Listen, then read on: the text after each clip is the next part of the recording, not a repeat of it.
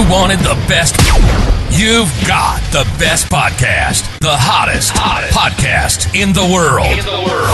The Chris Voss Show, the preeminent podcast with guests so smart you may experience serious brain bleed. The CEOs, authors, thought leaders, visionaries, and motivators.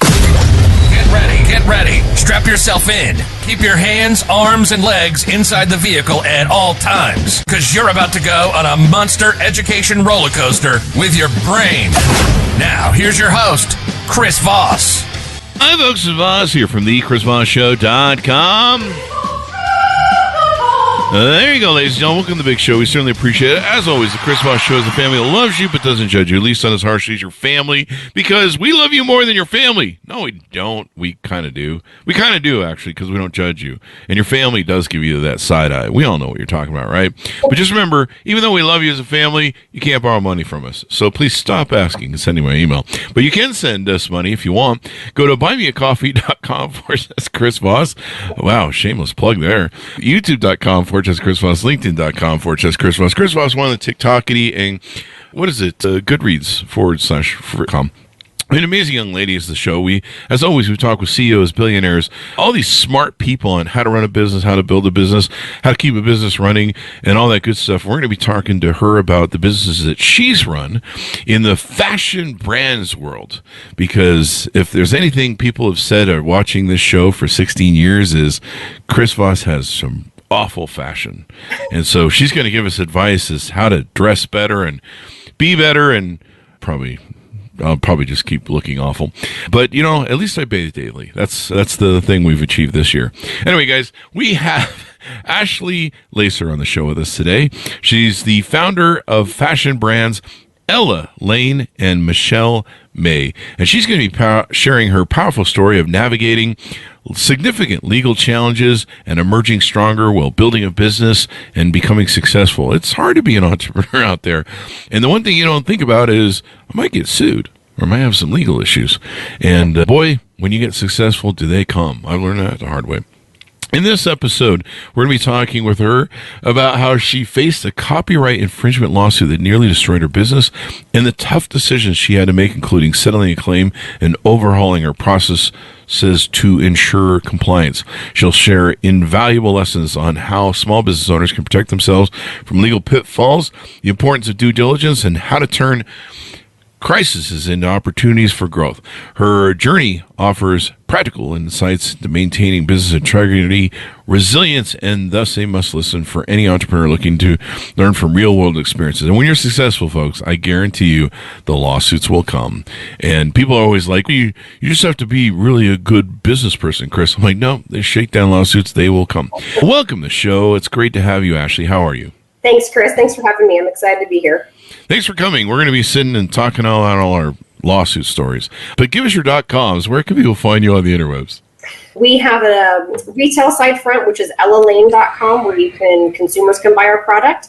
And then our michellemayWholesale.com website is for retailers that want to sell our brand to their consumers. There you go. Give us an overview of your journey of what we'll get into the lawsuit stuff in a bit, but give us an overview of what Ella Lane and Michelle May do and how they do it. Sure. So about 7 years ago, I started Ella Lane as an online women's boutique to kind of connect with women both online and a local community to try to find confidence in what they wear. I'm a big proponent of clothes that are easy to wear. I'm a mom of 3 kids, so I don't have time for fuss.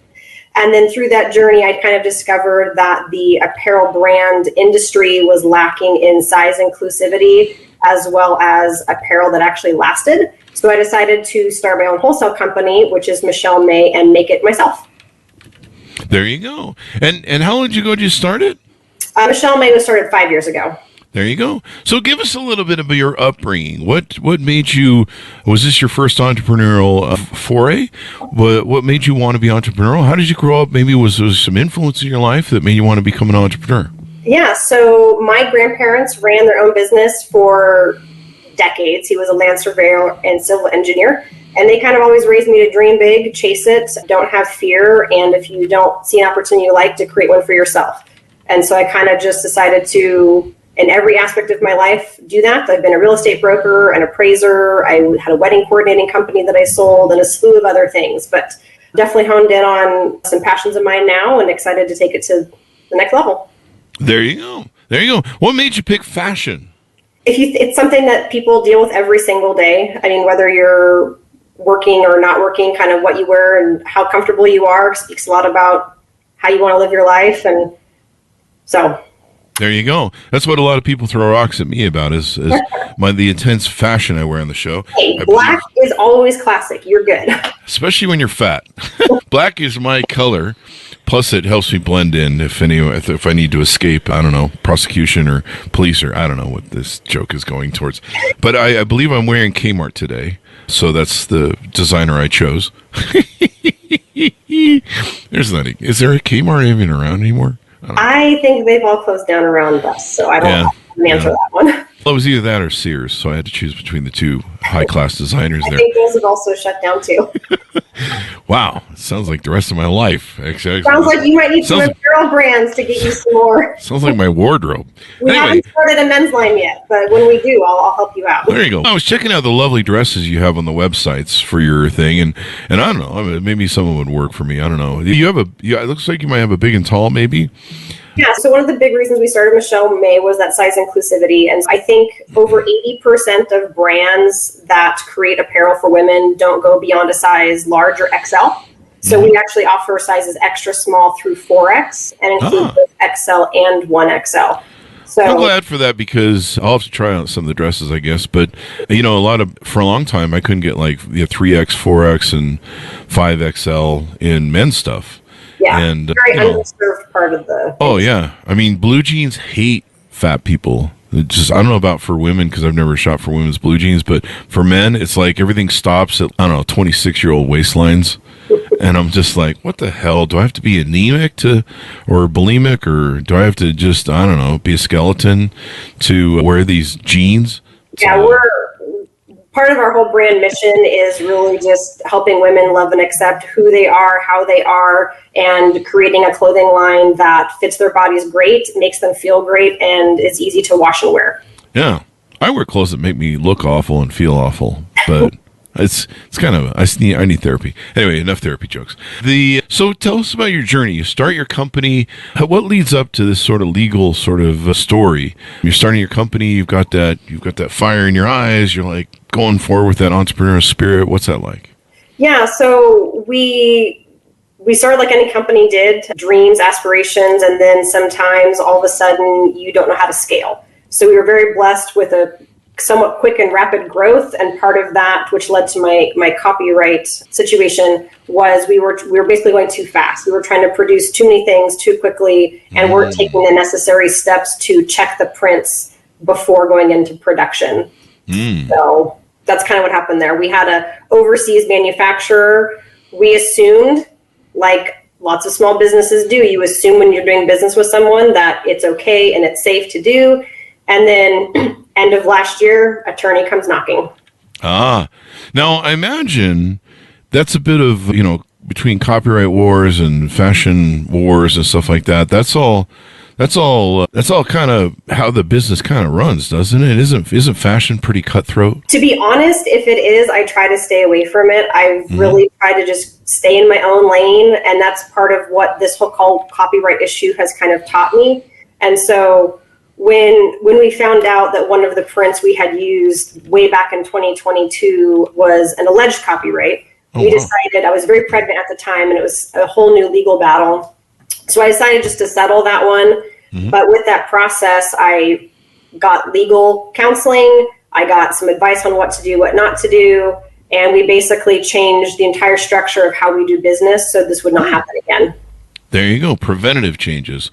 So tell us kind of walk us through the journey of the story. What's it like when you first start getting these, notices or C&Ds or whatever? And I'm sure that they come as a shock because, you're running your business. You're not really trying to run a courtroom. No, and I think as all business owners, we get kind of laser focused with what we're trying to accomplish that day, that week, that month, that year. What's the next style? What's the next print? What's the next sale? What's the next plan? What's the next launch? And then all of a sudden something comes and sidelines you, and it kind of gets the whole production cycle off kilter. And so we kind of took this as an opportunity to pretty much just pause everything, really evaluate the process that we were doing. And we kind of had to start over our entire fall print launch for this year. So that was a big undertaking. Yeah. And it's expensive too. I mean, it's not cheap to have to hire an attorney to defend yourself against legal things. Yeah. And it's not even the attorney costs that kind of really added up for us. It was kind of the big part that was devastating is we had a lot of prints and product that was already in production or in our warehouse that we elected proactively to not sell. So we have thousands of units in my warehouse right now that I can't verify a copyright status on. So they're all a loss because I refuse to expose the company to more risk and sell something I can't verify. Wow. Is there any way you can dump them at Goodwill for a write-off of a donation, or is that still bad? Yeah, you can donate. I'm going to work with my PR company to kind of figure out the best place to place these products, just because I think they can still have some good in the community. So yeah, maybe homeless shelters or something. Maybe I don't know. There's a lot of women in homeless shelters. Yeah, so we'll turn the loss into some good, the best we can. There you go. And I think you can write some of that off, maybe. But yeah, it's hard because you put in the cost. Production, you've shipped overseas, if that's where your vending comes from. You put all this work and you're ready to put it on the shelves and get that return on investment that you took and do. And so you not only lose the profit, you lose the hard cost. Correct. Yeah. So another thing we've done as far as our overall production is we've increased our USA production a lot in light of that. So our USA manufacturer that we work with only uses vetted prints, and if they are copyrighted, we receive the rights to use, sell, and then resell those. Wow. So we moving forward today on, if you're a storefront wanting to sell our Michelle May brand, we can basically guarantee that what we're selling you is safe.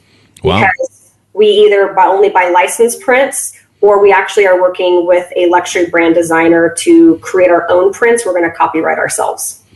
Wow, you really have to play that game and copyright your own stuff now, huh? Yes. That is crazy, man. But I imagine, in the world of prints, there's all sorts of, I imagine that sometimes there can be some overlap or something. And it was really overwhelming because you think about simple things like flowers, right? Women's fashion has a lot of floral type things. And you're like, how can you copyright a floral print? But you can. And the reality is that, artistic creativity deserves protection. And I very much respect that part about the industry. And now I'm happy I'm on the other side of it, and I can be a proponent for how to do it the right way. And a lot of business owners won't survive something like this. Like I've had people that have gotten C&Ds and they've had to shut down their whole company and lose everything. Yeah, this was a huge financial hit to us between the settlement and all the lost products and hard costs. And the same attorney is actually back again. I think that sometimes it's hard when you settle. They might want to come back again. And so we're with our legal counsel right now working on trying to navigate that one. But again, nothing was ever done intentionally. It was just, we were sold something that is alleged to have a copyright. It's not proven to have it, but I don't want to take that risk moving forward. So we're taking control of our company. There you go. I forget what it's called, but sometimes there's these, I call them shakedown lawsuits because that's what we would get. In fact, there's a interview someone did on the stand, like, why did you sue Chris Voss and his companies? Because he's rich. They literally said that on the stand. And I was like, wow, that's nice. Thanks, buddy. Thanks, man. Thanks. I'm not that rich, but you have a company, but you can have companies that are multi-million-dollar companies, and you're making minimum wage the first couple of years. But by then we were very successful. But but thank God they were C corps, so they couldn't get to my private money. And that's kind of a thing too. Do you think about? Did you do any changes to your corporate structure? Not yet, just because I'm also not trying to hide anything. I am a corporation, and so I do have that separation from my individual assets. That's good. But, part of this new shift of our company culture here is we're trying to be advocates for truth and change and a warning for other business owners versus trying to change my structure and try to hide, make sure they can't get to me. I'd rather run my business in the sense of, if you come and, vet me out, you're going to see that we're doing everything the right way, so you kind of can't.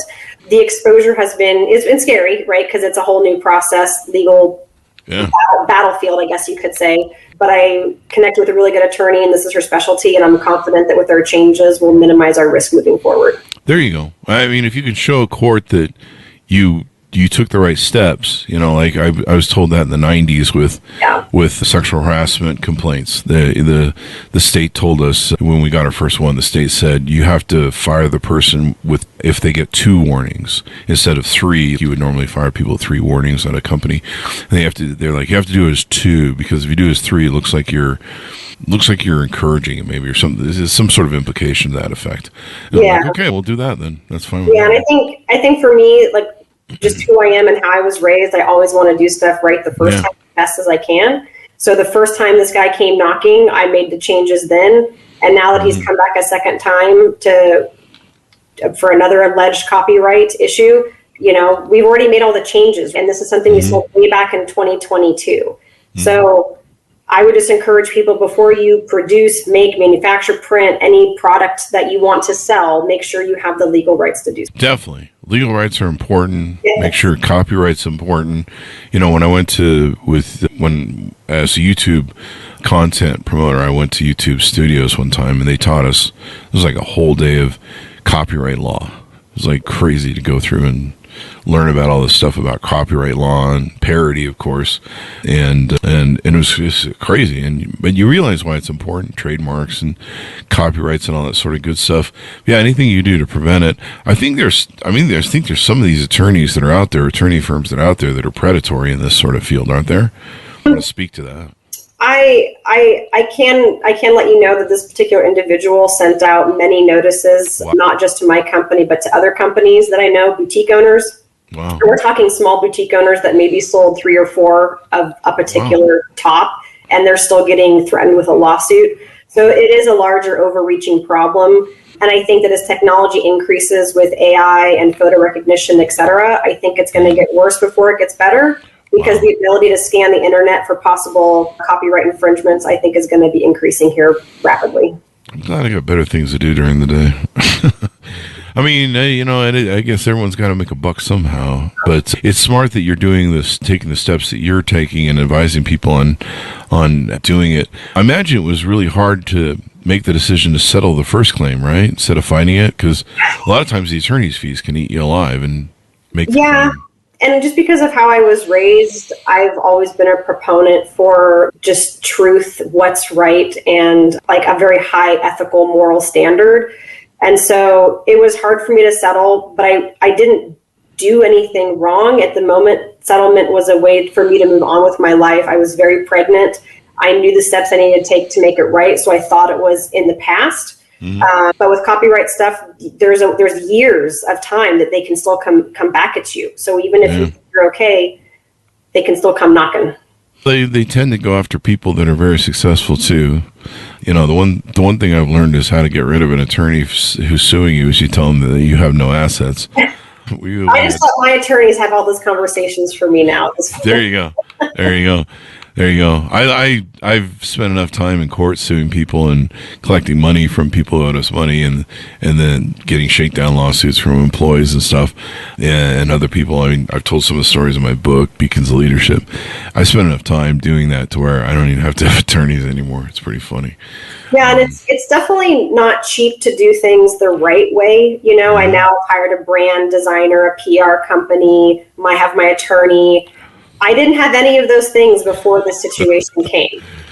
But I can tell you those things are worth the investment, and I'd rather invest in those partnerships for my company than pay an attorney a settlement again.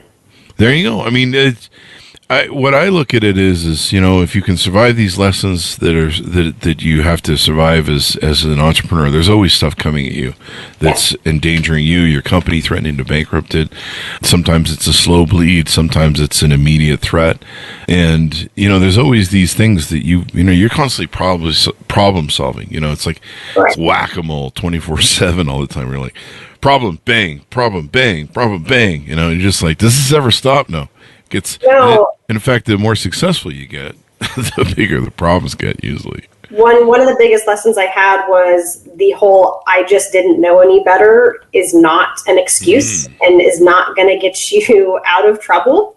As a business owner, whether you're selling a few tops per month to your local friends or you're a multi-million-dollar boutique selling, to people across the nation and internationally, the reality is you as a business owner have a responsibility to know you have the rights to sell what you're selling. And so now in Michelle May on our wholesale side, we're assuring that we can do that to protect the retailers that partner with us. Mm-hmm. There you go. What are some other lessons that you learned from the experience? Take a deep breath sometimes, spend more energy on a solution versus the problem. When I first got the cease and desist and the lawsuit paperwork, I wasted too much time stressing about the situation versus just shifting gears, finding solutions, and building my business faster. That's a really good lesson. And probably it sounds like you maybe did some distribution of duties to like attorneys and other places. Yeah. So delegate. Yep, delegate as much as you can to the people you trust and that have the right skill set to accomplish what you need. There you go. That's important too, because you've got to be able to, you can't get off your ball. You can't go spend all your time trying to deal with the legal part. Your business goes to hell. With any crisis, it's a defining moment for any business. Do you fold or do you fight? And how you fight, I think, speaks to character. And for me, fighting wasn't a combative thing. Fighting was just an internal battle with myself to make me better, my brand and my team better. There you go. So retailers can have a better product to sell to their clients. There you go. I like that. Keeping, instead of getting drawn into the fight, into the battle with somebody else, make the battle internal just to build a better machine, build a better kingdom, build a better brand, and all that good stuff. And you can't control anybody else. You can only control yourself. So why fight somebody you can't control? That's true. That's true. Although I do love war. But that's one of those things, but that's another matter. Can you share some practical tips for other entrepreneurs on how to avoid legal pitfalls like yours? Have a great attorney on retainer. Run things by them before you make decisions. That's been the biggest lesson for me is before I produce anything at this point, whether it's a style or a print or a combination of the two, I run it by my attorney just to make sure that there's no issues. And I think that's a good first fail safe to running a safe business. Have a good attorney. Mm-hmm. Yeah. Because they keep you out of trouble. Sometimes they can be troublesome because they see everything as a problem. It's kind of like they're basically a hammer, so they see everything as a nail. But and my other advice would just be to not get discouraged when the problems do come, because they're going to. You're never going to own any kind of business in any industry that's not going to throw stuff at your face you're going to have to deal with. Just get ready for it to come. That is really good advice, because I think the mindset, how you approach to that, makes all the difference in how you respond.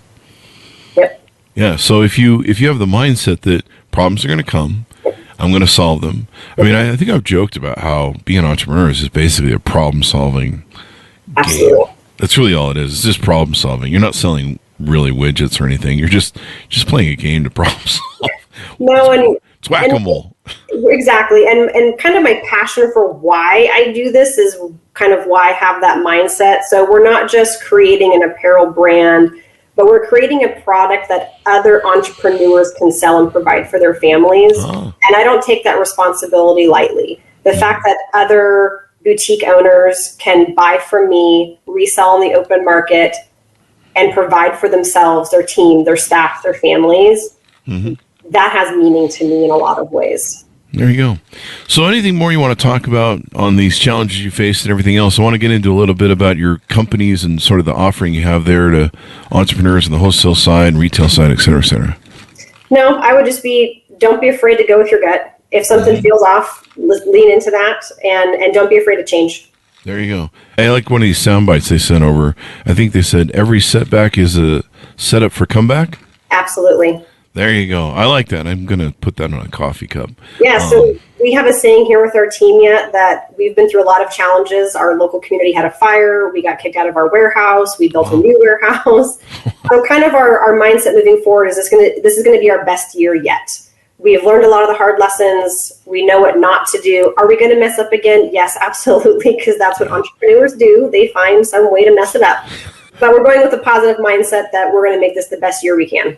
Yeah, there's always going to be new challenges. I mean, the bigger you get, the more successful you get, the higher the wire goes, the high wire that you have to walk on as an entrepreneur. And the further way down it goes, you're just like, it's a long way down from where we're at right now. The higher you rise, the higher you have to fall. That is correct. And boy, looking down from those planes can be wild. So let's talk about your brands again. Now, let's start with the one that's the wholesale one. And what opportunities do people out there, if they might be listening, that might want to get involved with you, what do they have? Sure. So Michelle May is a wholesale retail brand, meaning consumers cannot buy it directly. They have to buy it from one of our retail partners, which would be other boutiques. And so if somebody out there is an entrepreneur that owns a boutique that would like to carry our brand, they can just email us at accounts@michellemayWholesale.com. Mm-hmm. We do have an application process because we want to make sure we're pairing with the right retail partners. Mm-hmm. But yeah, part of this is trying to raise more awareness of our brand and our size inclusivity and there you go. More available. And I believe it's all USA made, is that correct? It's not all USA made. We have 3 different manufacturers. Our USA-based line, we are more than doubling this year for a variety of reasons. One being the print issue, that they already sell us copyrighted or licensed prints. Mm-hmm. So we have USA made, we have some made over in China, and we have some assembled in other countries like Mexico as well. There you go. And then let's get into Ella Lane. Sure. So Ella Lane is essentially our own retail partner for ourselves. It's just it's an online boutique where any consumer can go. It's just ellalane.com. Mm-hmm. And so the majority of what we sell in there is Michelle May, just because we believe in the brand that we create ourselves. Mm-hmm. And so that's where the consumer can find the brand. There you go. So there's an entrepreneurial opportunity for people if you're out there trying to start your own brand. How do people that start their own brand with your other company, how do they usually retail that? If I'm a young lady out in the world there thinking about maybe starting up with you guys doing some of this wholesaling, retailing, what do they normally do? Do they usually do an online thing or do they do a local shop? We have a variety. So we're in a couple thousand stores nationally. We have a mix of online only retailers, brick and mortar stores, meaning you can walk into their physical location and shop and try on. We have some that do both online and brick and mortar. And then mobile boutiques is definitely something that's starting to kind of pop up more, unintended. So they'll have a trailer. I actually used to own a trolley that I used to do shows with my local community. So essentially, if you're a vetted boutique owner that sells women's apparel and you kind of jive with the vibe of what we have to sell, there's an opportunity to add our brand to your lineup. There you go. Maybe we'll sell clothes on the Chris Voss show. Should we add that to our wholesale lineup, folks? I would need to do the men's line first. You know what? There's this one gal that I'm friends with I'm not like close friends with her, but she's on Instagram. And she was a single mother who built a clothing line brand, and she just basically started modeling the clothes she was buying and she would make like outfits, like hand and her hat and shoes, and she'd make like the outfit really cute that people liked. And so then she'd model it in her home, and she built like this huge brand selling clothes. And I was like, that's brilliant. I've tried that, but no one wants to buy a Kmart shirt, black and I started in my living room 7 years ago. It's just kind of gradually grown. And now my husband and I just finished building our first warehouse that we own ourselves. So that's been fun to be part of the process. Awesome. Congratulations. Thank you. I love seeing entrepreneurs succeed. It's such a tough business. And I know how tough it is when those legal shit goes down, man. It's something else. But it's kind of like what we always say about the internet. Once you have the trolls coming after you and you got people slinging stuff at you, probably means you made it. So there's something comforting that I don't know what. It's just all part of doing business. No one cares about you if you're unsuccessful, basically, is what I mean. So there you go. Thank you very much, Ashley, for coming on the show. We really appreciate it. Give us your .coms as we go out. Yep. So ellalane.com if you're a consumer wanting to buy the products for yourselves, and then michellemayWholesale.com if you're an entrepreneur wanting to sell our brand in your store. There you go. Thanks, everyone, for tuning in. Go to goodreads.com/Chris Voss, LinkedIn.com/Chris Voss. Chris Voss won the TikTokity. If you want to buy me a coffee, you can go to buymeacoffee.com/Chris Voss, or, you can just buy a retail shirt off of her website and send it to me. But it's going to be a female clothes. But, maybe I should do that because, I could model the clothes on the show. And then and if you want to buy this great outfit that I'm wearing today, there you go. Thanks for tuning in, everyone. Be good to each other. Stay safe. We'll see you next time. That should have us out.